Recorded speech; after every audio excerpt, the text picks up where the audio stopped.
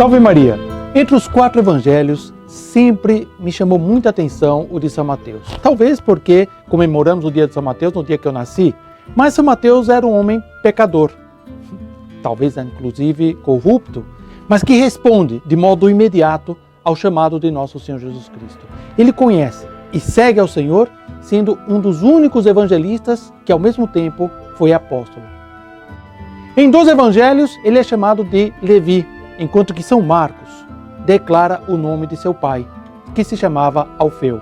Tudo indica que realmente o seu nome era Levi, mas que depois de haver se convertido, ele adotou o nome de Mateus, que significa o dom de Deus. Quem era Alfeu, seu pai? Era um galileu, e se sabe com certeza que exercia a odiada profissão de publicano.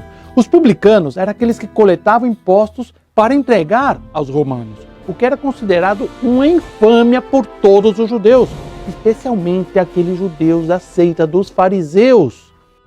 E para dizer a verdade, muitos dos publicanos animais eram corruptos e ficavam com uma parte daquilo que coletavam, cobrando inclusive um pouco mais do que era devido.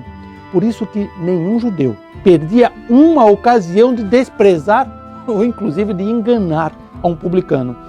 Não se aceitava uma aliança matrimonial com alguma família que contasse com um publicano entre seus membros.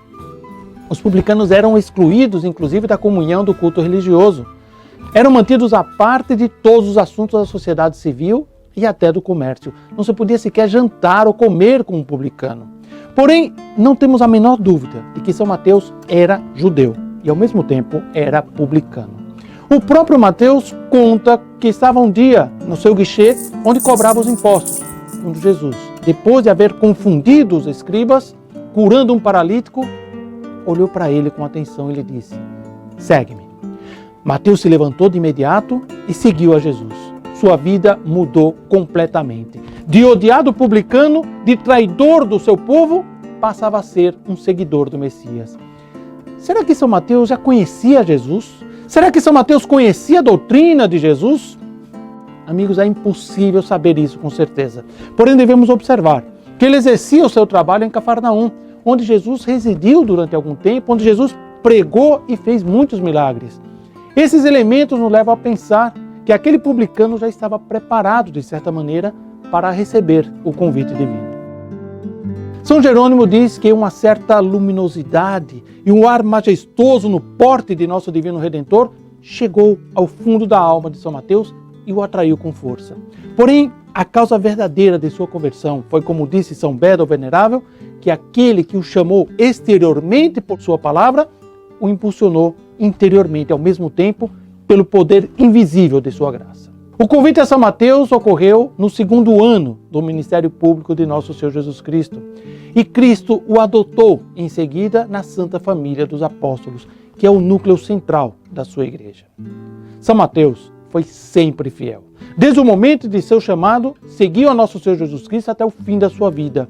E sem dúvida, ele escreveu o Evangelho a pedido dos judeus convertidos e escreveu na língua arameia, que era a língua que eles falavam. Não se sabe se nosso Senhor Jesus Cristo realmente encarregou algum dos seus discípulos para escrever a sua história ou os pormenores da sua doutrina.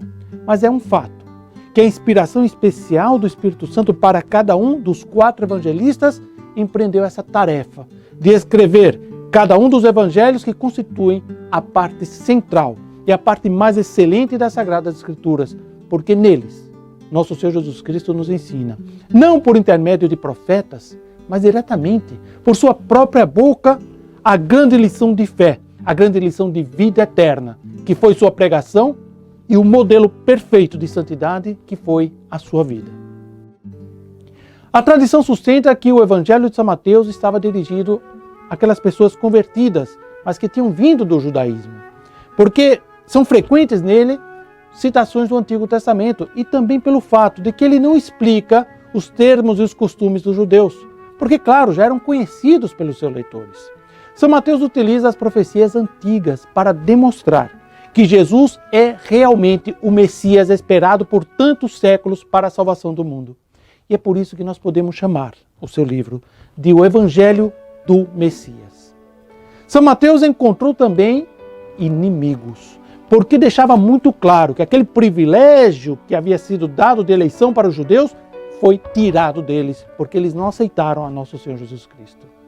O evangelista apresenta de maneira magistral a doutrina do Senhor, demonstrando que nele e através dele se cumprem não só as profecias, mas todos os ensinamentos do Antigo Testamento. Por exemplo, quando São Mateus utiliza essa fórmula, os antigos diziam, eu porém vos digo. Ele começa o seu evangelho com a genealogia de Jesus e é o único evangelista que, junto com São Lucas, descreve a infância de Jesus. Porém, tem uma coisa interessante para observar. São Mateus escreve a infância de Jesus sob a perspectiva de São José, enquanto que São Lucas relata tudo sob a perspectiva da Virgem Maria. Conta alguns relatos que depois de haver feito uma grande colheita de almas na Judéia, São Mateus foi pregar a doutrina de nosso Senhor Jesus Cristo nas nações do Oriente. Porém, não temos elementos históricos seguros sobre essa parte da sua vida. A Igreja o venera também como mártir, embora que não tenhamos a data, o lugar, nem sequer as circunstâncias do seu martírio. O Evangelho de São Mateus nos apresenta uma verdadeira guia para a nossa vida, porque nele podemos conhecer com profundidade os ensinamentos de nosso Divino Salvador. Ademais, havendo sido um homem pecador, um homem que exercia uma profissão considerada maldita, escutou uma só vez o chamado de Nosso Senhor e disse sim. Esse é um supremo exemplo para nós, irmãos. Quando escutemos a voz de nosso Senhor Jesus Cristo, quando escutamos a chamada de nosso Senhor Jesus Cristo, não deixemos para amanhã. Não pensemos, eu não tenho forças. Recordemos de São Mateus e digamos sim. Senhor, eu te seguirei em qualquer lugar que me chames. Nos vemos, irmãos, num próximo programa. Salve Maria!